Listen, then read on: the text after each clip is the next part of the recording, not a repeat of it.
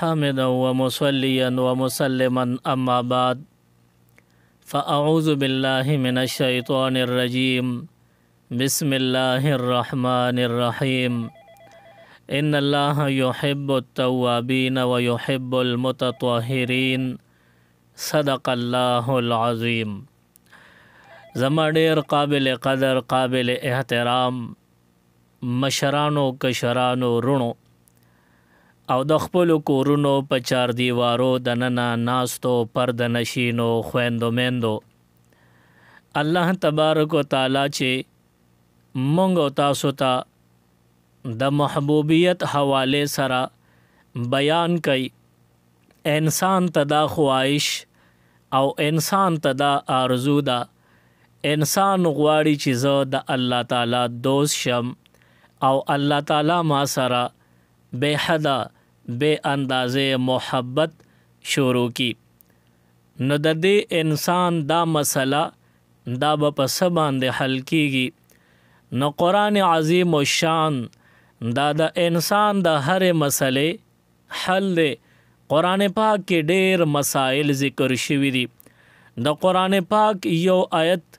یا یو لفظ اغم د انسان د تمام زندگی د پاره کافی کی دی شي. الله تبارک و تعالی انسان لدا مسله حل کړی دا. انسان دا خواهش ښکاره کوي چې زه به څنګه الله تعالی ته خوښ شم، ما سره به څنګه الله تعالی محبت وکړي. یقینا چې انسان الله تعالی سره محبت کوي، د بې حده بې اندازې مینه الله تعالی سره ده. خدا کمال نه دی بلکې کمال هغه دی چې الله تعالی ووایي چې بنده زما تا سره مینه ده. داسې خو الله تعالی زمونږ مالک دی، زمونږ رازق دی، زمونږ رب دی، زمونږ پالونکی دی، تربیت کوونکی دی، مونږ ته هر سهولت را کوونکی دی، مونږ له اجر و ثواب را کوونکی دی. نو یقینا چې الله تعالی د محبت لایق دی. خو انسان چې ځان کې کمال پیدا کی چې دې د الله تعالی د مینې لایق او اهل وګرځيږي، نو د دې یو لویه مسله ده. د دې حل قرآن پاک کې یو آیت مبارک په آخره حصہ کې ذکر شوی دی. رب کائنات فرمائی ان الله يحب التوابین ويحب المتطهرین. بیشک الله تعالی محبت کوي، مینه کوي توبه وستون کې خلکو سره، ويحب المتطهرین او مینه محبت کوي الله تعالی هغه خلکو سره څوک چې پاکیت والا دي، څوک چې طهارت والا دي او د ځان د پاکیت سوچ لرونکي دي. دې کې دوه عنوانات په نظر راځي. یو توبه ده، ان الله يحب التوابین، نه یو توبه دا ځان له عنوان لګیږي، او یو ويحب المتطهرین طهارت پاکیزگی او صفائی دا ځان له دویم عنوان ښکاره کیږي. او داسې هرگز نه ده. دا دواړه عنوانات مونږ ته دوه ښکاري، خو دا یوه موضوع ده، دا یو عنوان دی. او هغه څنګه یو عنوان او یو موضوع ده؟ نو هغه داسې چې بنیاد د دې خبرې دا دی چې انسان ته الله تعالی وایي چې ته ځان صفا کا، چې کله ته صفا شوې نو بیا زما شوې. انسان چې ځان صفا کی د الله شي، الله تعالی ور سره محبت شروع کی. وجه دا ده ان الله تعالی جمیل، بیشک الله تعالی ښکلی دی، ويحب الجمال او ښکلی خوښوي.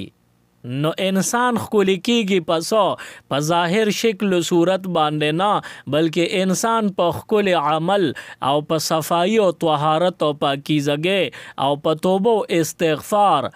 دی ښکلی کیږي. نو بنیاد د دې خبرې دا دی، خلاصه او نچوړ د دې خبرې دا دی چې دا انسان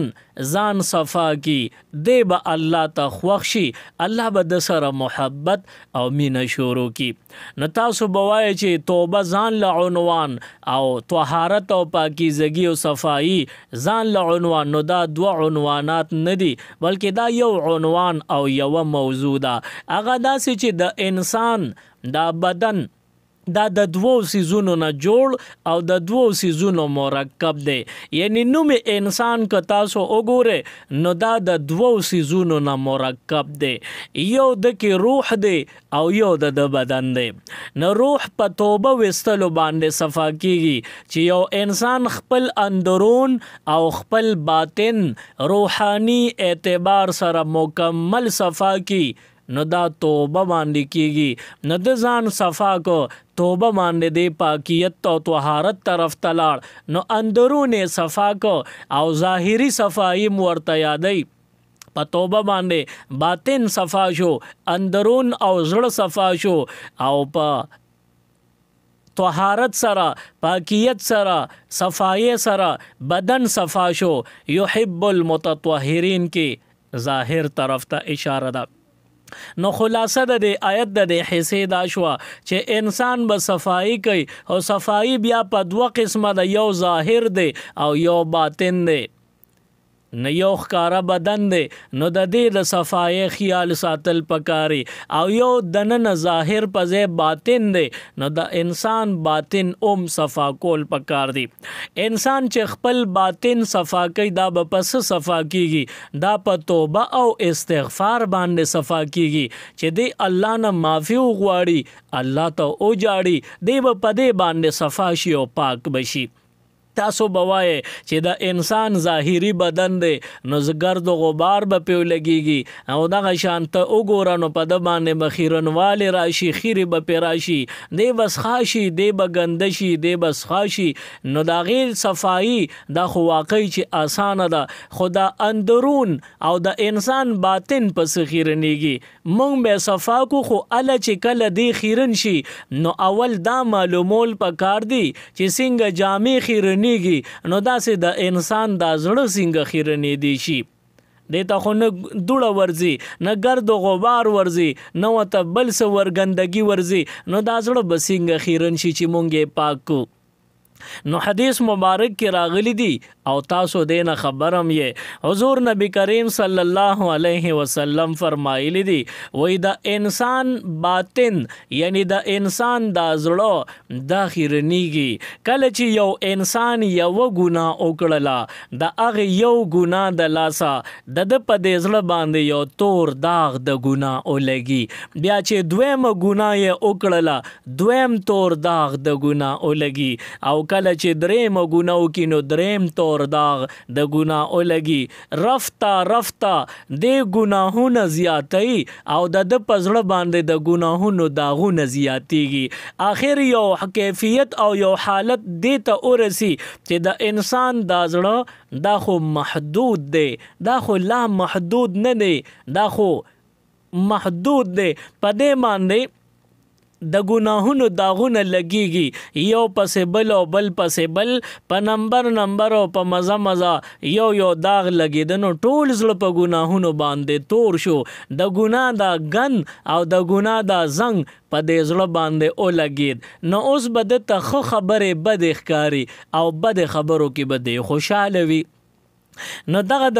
زړه ګندو د زړه په ګناهونو ککړ او خیرن شو، اوس به دا صفا کوي پسو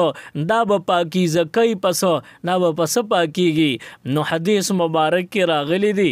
لکل شیء ثقالتن د هر یو سیز د پاره چمک وستون کې شی وی لکه د سپلو او د پیزار د پاره برش او پالش دی، نارنګي د اوسپنې زنګ د پاره چمک وستون کې شی هغه رګمال دی. همدغه شان د هر یو سیز د پاره سقاله یعنی چمک وستون کې او صفا کون کې شی وی نو د زړه د پاره صفا کون کې شی بسوي.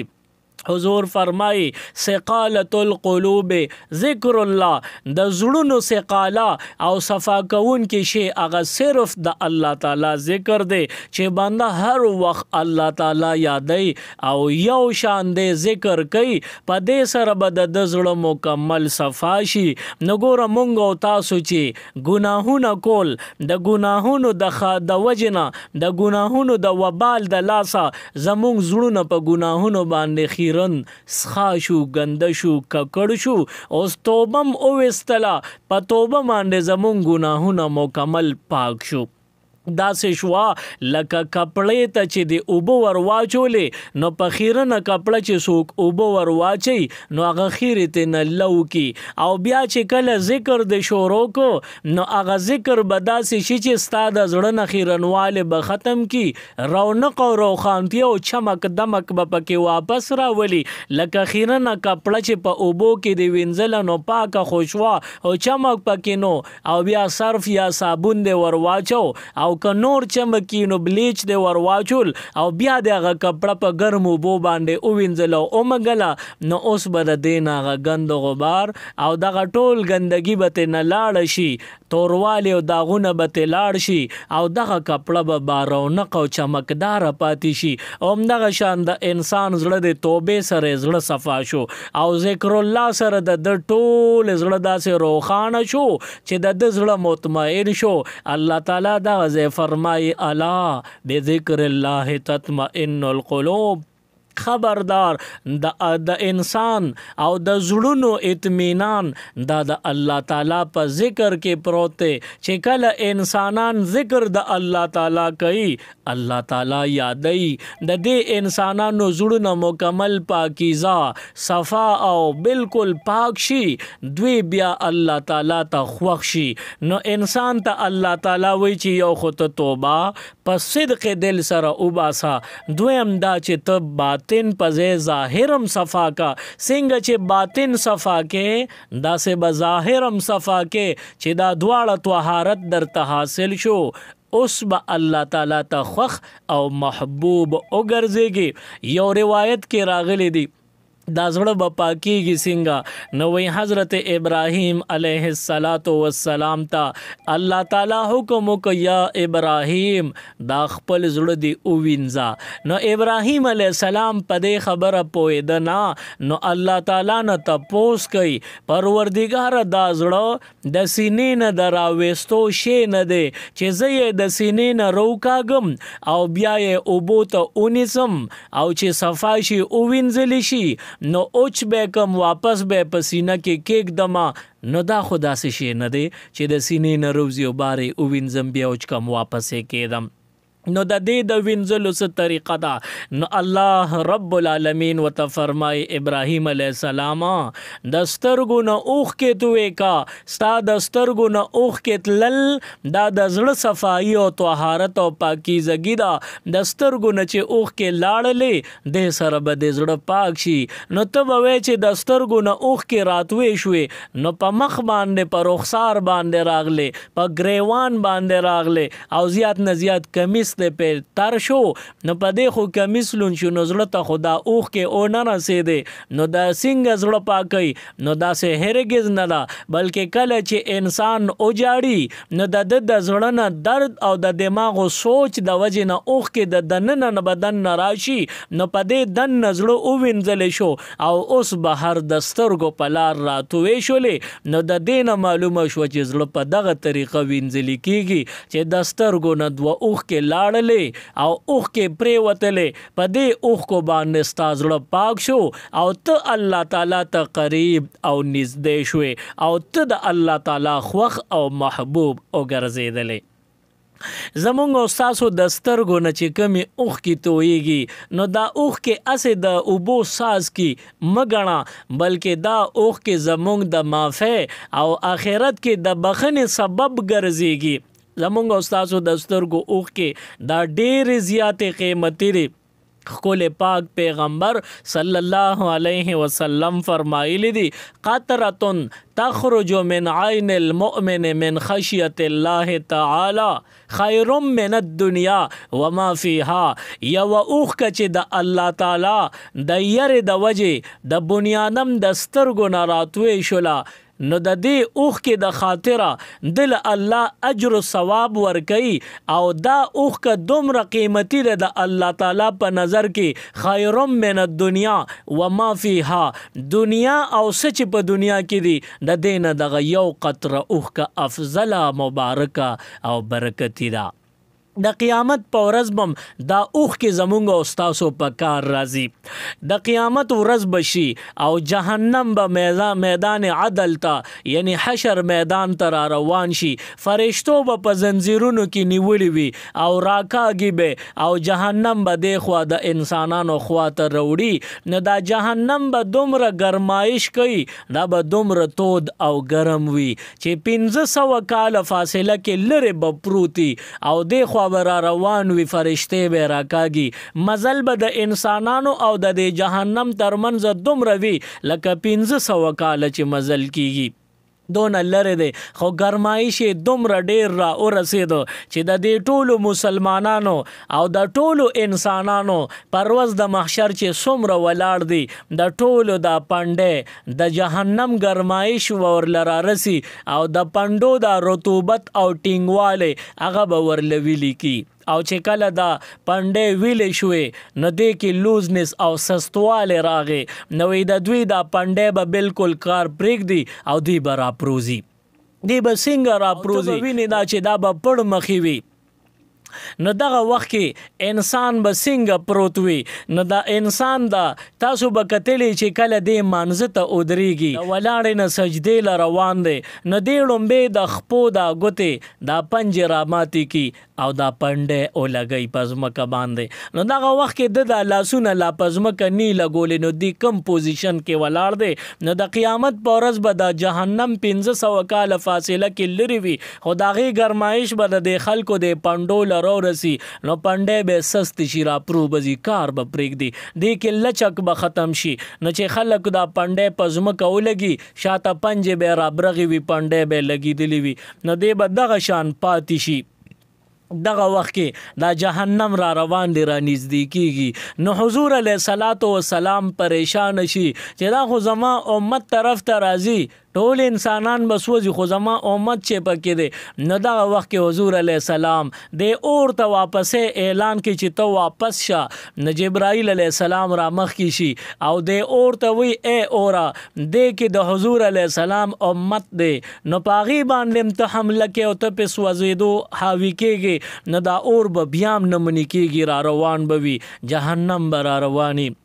آخر کې جبرائیل علیہ السلام ورته وایي چې په دې امت کې روزه‌دار دي په دې کې مونځګزار دي تهجد گزار دي معتکفین اعتکاف والا دي حاجیان دي پکې معتمرین عمرې والا دي په دې کې مجاهدین دي ته د حضور امت سوځې نو دا اور به بیا هم را رواني یو سات له حضور علیه السلام رنگ مبارک د پریشانۍ د وجې نه بدل شوي وي د امت د غم د لاسه حضور علیه السلام غمجن او غمزده دی جبرائیل د نظره پناه شو غیب شو یو شیبه تېره شوه چې جبرائیل واپس راغی ځان سره په لاس کې یو پیاله نیولې ده هغه پیاله کې داسې نیمکه خوشان اوبه دي یعنی پیاله پوره ډکم نه د نیمه نیمه ده په نیمې نیمې اوبه دي پکې حضور علیه السلام لی راوړي او ورته وایي چې د الله محبوبه دا نیمه پیاله اوبه دي په دې جهنم باندې ور واچوه شاید چې ستا امت ته نه الله تعالی خلاص کی نو حضور علیه السلام د هیبت د وجې نه هغه نیمه پیاله اوبه په جهنم باندې ور واچولې او چې څنګه ور واچولې نو د جهنم نه هغه لمبې مړې شولې او لوګي ته روان شو سړه خارې شروع کړل نو حضور علیه الصلاة والسلام حیران ګوري او دا ټول امت ورته حیران ګوري پیغمبران هم ورته حیران ګوري چې دا څنګه قیمتي اوبه وي نیمه پیاله اوبه دي او جهنم چې ته 1500 کاله فاصله کې ګرمایش دی او دونه په لږو اوبو باندې یخ شو سوړ شو نو حضور علیه السلام د جبرائیل نه تپوس کوي جبرائیل علیه السلام دا راته ووایه چې دا کمې قیمتي اوبه وي چې د دې په وجه جهنم سوړ شو او د جهنم لمبې سړې شوې جبرائیل علیہ السلام ورته فرمایي الله تعالی ستا د امتیانو د سترګو نه تویې شوي اوښ کې ضایع کولې نه محفوظ کولې به هغه امتي چې د الله تعالی د یرې نه یا د الله په یاد کې د ډېرې مینې نه د سترګو نه اوښ کې تویې کړي دي هغه اوښ کې الله تعالی ضایع کولو له نه ورکولې بلکې هغه اوښ کې الله تعالی محفوظ کړلې او چې محفوظ شویلې نو بیا الله تعالی را اولېږلې چې د قیامت په ورځ د جهنم سخت لمبه او سخت عذابونه بی ته د امت د پاره دا اوبه استعمالینو دا عام اوبه ندي دا د جهنم د مړو کولو د پاره زما د بندیانو د الله په یره کې توی شوي اوښ کې دي نو دا قطره تخرج من عین المؤمن من خشیت الله تعالی خیر من الدنیا وما فیها دا هغه اوښ کې دي چې د مؤمن د سترګې نه توی شوي د الله د یرې نو دا د الله د یرې توی شوي اوښ کې خیر من الدنیا وما فیها دنیا او څه چې په دنیا کې دي د هغې نه غوره او ډېرې بهتره دي. نو موږ او تاسو به هر وخت د الله په یاد کې د الله د یرې جاړو الله ته به اوښ کې تویو د هغې په وجه زمونږ زړونه به صفا شي او بیا په زړه کې چمک دمک به په څه راولو نو هر وخت به الله الله الله کو چې مونږ څومره ذکر ډېر که هغه همره زړه ته اطمینان به ډېر راشي او زړه به دې صفا شي دې ته الله به بیا راشي دا به بیا د الله تعالی کور شي. وایي د حضرت موسی علیه السلام نه خپل امتیانو تپوسو کو چې موسی علیہ السلام هر وخت مونږ له دعوت راکې چې زما الله اومنه نو مونږ به اومنو خدا الله کوم ځای کې اوسېږي چې ته ور در او چې ته کور کوڅه یې شته که نه نو موسی علیہ السلام ته دې وخت کې د دې جواب معلوم نو خاموش شو. دغه وخت کې جبرائیل علیہ السلام الله تعالی راولېږه وایي دې قوم ته دې وایه چې ستا د الله تعالی کور د بنیادم په سینه کې زړه دی چې د انسان دا زړه صفا شو نو الله ورته بیا راشي دا د الله کور شو. نو انسان د خپل زړه باندې محنت کی چې کله د اندرون او خپل روح او خپل باطن صفا کو نو د الله تعالی متوجی شي اوس دل د مين محبت لاس ورکی خود د ظاهر بدنم صفا کول پکار دی. یو حدیث مبارک کې راغلی دی کله چې انسان ظاهری بدن صفا او خوشبودار او معطر وي د دنه بدبوئی نه زی بلکې خوشبوزي نو د دې بنده سره د الله د رحمت فرشتي یو ځای کیږي او شیطانان د دنه لری لری تختی. شیطان یاد ساته همیشه په ګندا او ناکار ځای کې اوسېږي لکه تاسو چې باتروم ته ځئ نو تاسو وایئ اللهم انی اعوذ بک من الخبث والخبائث داسې وایئ د دې معنی دا چې یا الله د شیطانانو نران او ماده چې شیطان کې کم دي دا غي نه امان غواړم او بیا باتروم ته ځم نو دغه وخت کې دا شیطان په باتروم کې څه کوي نو اسم نه کوي خدا باتروم دا آرام زینره دا ګندګي د پاره جوړ دی نو دې کې شیطان خوشاله دی نو چې مونږ او تاسو بیت الخلا باتروم ته ورزو نو دغه وخت کې اعوذ بالله وایا لکه دعا چې مو وی چاله نو ورزینو صرف اعوذ بالله من الشیطان الرجیم دی اوی په دې امکار کېږي نو بیا د باتروم ته نه نوځي نو د دې نه معلومه شو چې شیطان په ګندزه کې اوسېږي. بل یو روایت کې راغلی دی چې کله انسان نه بدبوئی زی د ظاهری بدن څخه د خیرن دی او ناپاک دی نو د انسان نه د الله د رحمت فرشتي لري کیږي او شیطانان د سره ملګری کیږي د دې په وجه خپل ظاهری بدنم صفا سوتره ساتل پکار دی. بیا د ظاهری بدن د سر د ویښتو نه والا تر د خپو پورې په دې اطلاق کیږي دا ټول سر ویښتو نه خپو پورې ټول بدن دی دا به صفا او پاکیزه ساتو چې مونږ ځان صفا او پاکیزه ساتو او بیا خوشبو استعمالو د دې د برکت مونږ له الله تعالی یقینا چې د محبت لاس راکو اوس د الله تعالی مونږ خوښ شو. الله تعالی خو د هر بنده خوښ دی خو کمال دا دی چې الله وی چې بنده تاکه دومره کمال چې اوس زما خوښ او ته زما محبوبه نو بیا مونږ ځان به صفا کو یو خو به توبه استغفار او هر وخت د الله ذکر کو او بل بخپل جامه پیزار او سر ویښتونه والا خپو پورې پورا بدن صفا ساتو د دې د برکت به مونږ سره الله تعالی دوستی کوي مونږ سره به الله تعالی مینه او محبت کوي. اکثر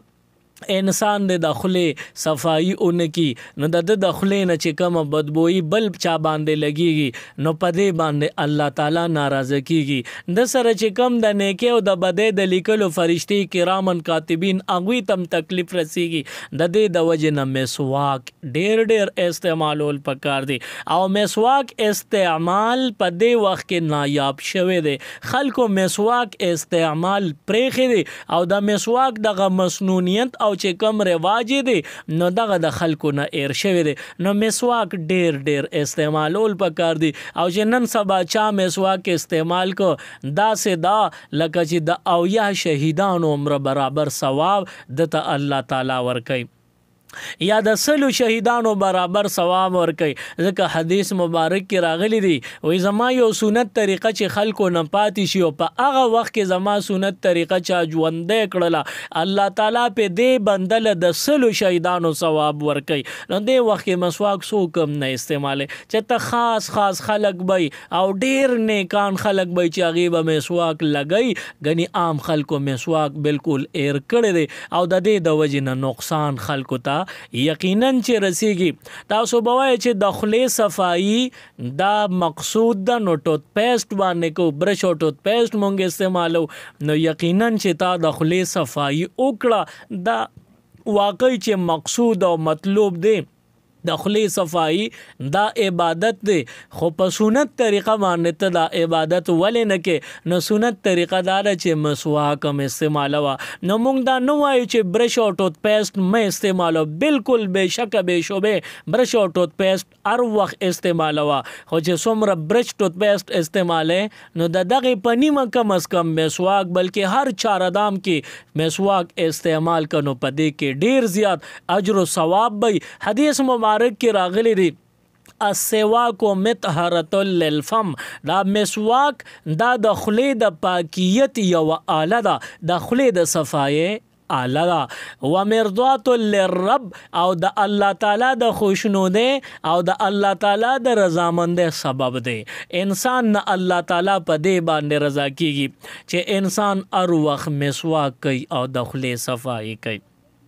بنیادم ته دا مسله و چې زه به د الله تعالی څنګه خوښ شم نو دته درې حله ذکر شو دوه په قرآن کې دی یو په حدیث کې دی. یو خدا چې نمبر 1 ته به هر وخت زړه صفا ساتي توبه او استغفار یعنی روحاني اعتبار بدني او د اندروني اعتبار سره او قلبي اعتبار سره به مکمل د ګناه نه ځان پاکه اندرون به صفا ساته خپل باطن به صفا ساته خپل روح او زړه به صفا ساته نو دا په توبه وشو نو یو خو توبه شو. دویم دا چې انسان ظاهری بدن صفا ساتي بل دریم دا چې مسواک به استعماله نو د دې لپاره د الله رضامندی یقینا چې حاصلېږي الله راضي شو ته خوښ شوې نو د دې دوه دلیلونه خو په قرآن کې دي.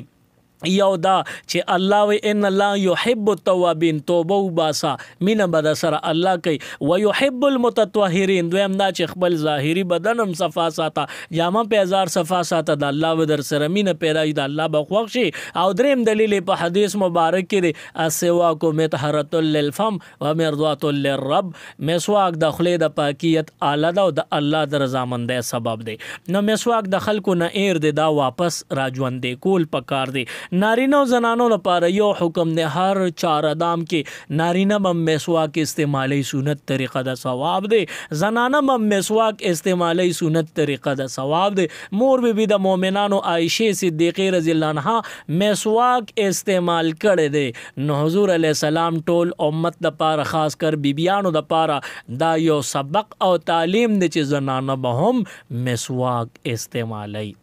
څنګه نارینه داسې زنانه دواړو ته په دې باندې ثواب ملاویږي. نو چې څوک مسواک استعمال کی ثواب دی او که څوک مسواک نه استعمالي نو ثوابونو نه محروم کیږي. نو دا مسواک احترام پکار دی نه چې مسواک ته اسې د یو لخت په نظر ګوره یو مجلس کې یو عالم د مسواک فضیلتونه ذکر کول نو یو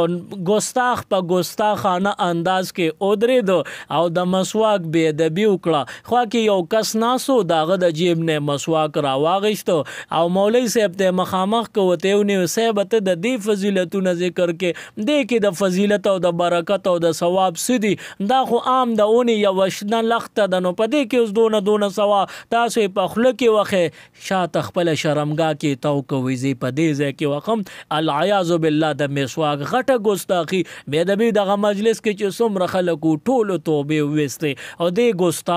ګستاخی د مسواک وکړه.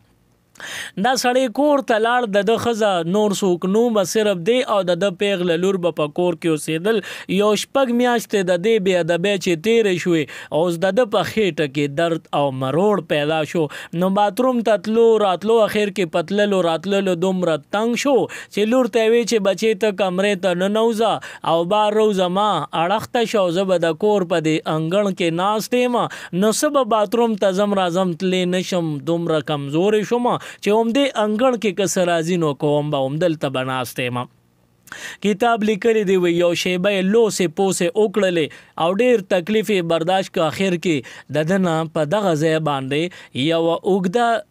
کیرکیره مګه راووتله او هغه مګه تاویده را تاویده او په ده باندې چکونه هم لګولو، دننه کلمې م وله تباه کړې وې. نو وی د دې مګې کریکو پسې او د ده چغو پسې دا لورې راووته، وی چې ویې کتل هغې خو سمدستي چپړه د خپې نه وویسته، په چپړه یې پرې راکېښوي، هغه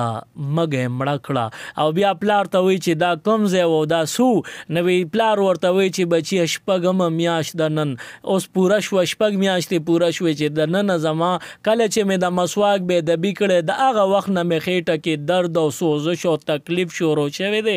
نن پورې و دا مګه زما په کولمو کې ګرځېده او دننه ټولې کولمې چاڼ چاڼ او غلبیل غلبیل کړي دي، کولمې رانه خوړلې دي. وی دا سړی 3 ورځې ژوندی و، لوغړېده توغړېده ډېر په تکلیف کې و، اخر کې دی مردار شو، کافر د دنیا نه لاړ. وجه دا و چې د یو مسواک بې ادبي کړې وه، د هغې نه دته داسې خطرناک عذاب میلاو شو چې د تمام کائنات دپاره داسې عبرت جوړ شو. الله تعالی دې موږ د مسواک او د هرې سنت طریقې احترام کوونکې وګرځئ. سبحان ربک رب العزة عما یصفون وسلام علی المرسلین والحمد لله رب العالمين. اللهم ربنا آتنا في الدنيا حسنة وفي الآخرة حسنة وقنا عذاب النار وأدخلنا الجنة مع الأبرار يا عزيز يا غفار برحمتك يا أرحم الراحمين.